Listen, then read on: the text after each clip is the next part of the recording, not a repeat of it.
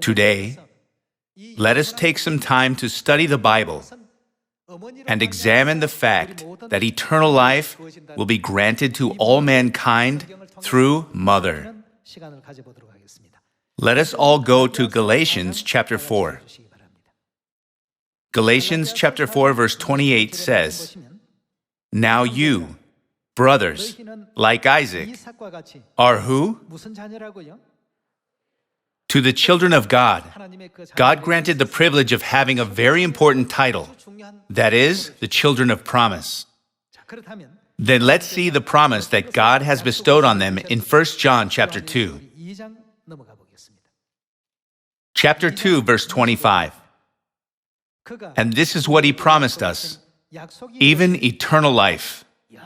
Simply speaking, the promise is eternal life. When it says that God allowed us eternal life, doesn't that mean that ultimately all children of promise have earned the right to enter God's kingdom? When we look at all the living creatures that physically have life, they have received their life from their mothers. From the birds of the air, fish in the sea, and animals on the ground, is there any single creature that has received its life apart from its mother?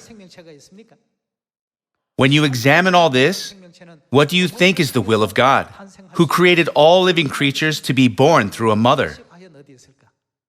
Therefore, if our physical life is given by a physical mother, through whom does God plan to grant us the promise of eternal life? When considering this matter, as physical life is given through a physical mother, can't we then conclude that spiritual life can only be given when a spiritual mother exists? Then, let us see if there is God the Mother in the Bible or not by turning to Genesis chapter 1. Genesis chapter 1 verse 26 says, "Then God said, 'Let us make man in our image, in our likeness.'"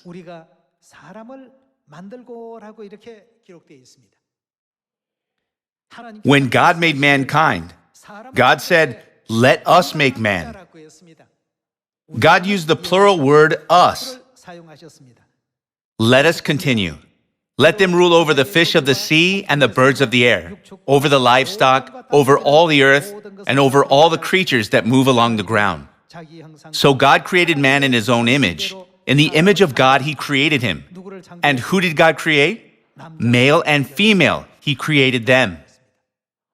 Then, if we call the male image of God, God the Father, how are we to call the female image of God? We should call her God the Mother.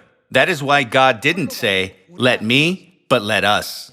Since there is God the Father and God the Mother as well, it is for this reason that God said, "Let us make man," instead of saying, "Let me make man by myself." Through the verses in Genesis chapter 1, can't we clearly realize without a shadow of doubt who exists to grant us God's promise of eternal life?